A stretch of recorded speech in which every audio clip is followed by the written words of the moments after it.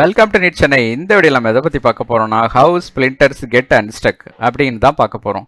ஆக்சுவலாக ஸ்பிளிண்டர்ஸ் அப்படின்னா ஒரு ஸ்மால் பீஸ் அப்படின்னு அர்த்தம். இந்த ஸ்மால் பீஸ் வந்து வுட்டாவோ மெட்டலாவோ ஆர் கிளாஸாவோ எதுவாக இருக்கலாம். இந்த ஸ்பிளிண்டர்ஸ் வந்து உங்க பாடிக்குள்ள போயிடுச்சுன்னா அதை உங்க பாடி ஒரு ஃபாரின் இன்வேடரா தான் பார்க்கும். ஒரு மினி இன்ட்ரூடர் மாதிரி அதை வந்து ரிமூவ் பண்றது உங்க பாடி வந்து எப்படி ஒர்க் பண்ணுது இல்ல எப்படி செயல்படுது அப்படிங்கிறது தான் நம்ம இந்த வீடியோல வந்து பார்க்க போறோம். அப்ப என்ன ஆகுதுன்னு பாத்தீங்கன்னா இது முக்கியமா ஒரு 5 ஸ்டேஜ்ல வந்து நடக்குது. இந்த இம்யூன் சிஸ்டம் வந்து டிடெக்ட் பண்ணுது அந்த இன்ட்ரூடரை. அப்ப அந்த ஸ்பிளிண்டர்ஸ் வந்து உங்க ஸ்கின்ல வந்து என்டர் ஆகும்போது உங்க பாடி அதை வந்து டிடெக்ட் பண்ண ஆரம்பிச்சிருது. உங்க இம்யூன் சிஸ்டம் வந்து இந்த மேக்ரோபேஜஸ் அண்ட் நியூட்ரோஃபில்ஸ் அப்படின்னு சொல்லக்கூடிய இன்ஃப்ளமேட்டரி செல்ஸை வந்து உடனே ஆக்டிவேட் பண்ண ஆரம்பிச்சிருது. அப்போதான் வந்து இந்த இன்ஃப்ளமேஷன் வந்து ஸ்டார்ட் ஆக ஆரம்பிக்குது.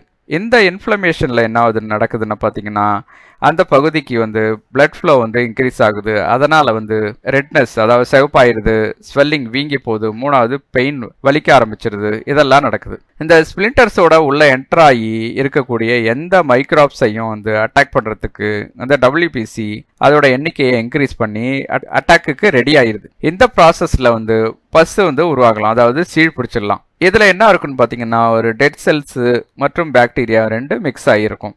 அடுத்த ஸ்டேஜில் என்ன நடக்குதுன்னு பார்த்தீங்கன்னா இந்த என்கப்சுலேஷன் ஆர் எக்ஸ்பல்ஷன் அப்படின்னு சொல்கிறாங்க. அதாவது உரையிடுதல் ஆர் வெளியேற்றுதல். இந்த ஸ்பிளிண்டர்ஸ் வந்து டூ டீப் அப்படின்னாக்கா அதை வந்து குயிக்காக நம்ம வந்து வெளியில் தள்ள முடியாது. அதாவது உங்கள் பாடியில் இந்த ஸ்பிளிண்டர்ஸ் இருக்கிற இடத்த வந்து ஒரு திசு பையில் வந்து என்கப்சுலேட் பண்ணி அதை ஒரு வால் மாதிரி நம்ம வந்து க்ளோஸ் பண்ணிடலாம். அப்படி இல்லையா ஓவர் டைமில் அதுவே வந்து அந்த ஸ்பிளிண்டர்ஸ் வந்து சர்ஃபேஸை நோக்கி புஷ் பண்ண ஆரம்பிச்சிரும். இப்படியும் நடக்கும். அடுத்த ஸ்டேஜில் என்ன ஆகுதுன்னு பார்த்தீங்கன்னா இந்த skin breaks open or it gets absorbed. அதாவது தோல் வெடிச்சுடுறது இல்லைன்னா அது வந்து உறிஞ்சப்படுது. எவென்ச்சுவலாக என்ன நடக்குதுன்னு பார்த்தீங்கன்னா ஸ்பிளிண்டர்ஸ் வந்து அதோட வழியில வந்து வெளியேறுது. இது எக்ஸ்டெண்ட் ஆகிறத நம்ம வந்து பார்க்க முடியும். ஆர் இன்னொரு கேஸ்ல போதுமான அளவு சிறியதா இருந்தா அதுவே வந்து ப்ரோக் டவுன் ஆகுது. அப்படி இல்லையா இம்யூன் செல்ஸால அது வந்து அப்சார்ப்ஷன் பண்ணப்படுது. அப்புறம் இன்னொரு கேஸ்ல என்ன பாத்தீங்கன்னா ஸ்பிளிண்டர்ஸ் வந்து நேச்சுரலா சிக்கி கொள்ளாத போது சில நேரங்கள்ல ஸ்பிளிண்டர் உள்ளேயே தங்கிரும். அப்போ சில பாதிப்புகளை ஏற்படுத்துது.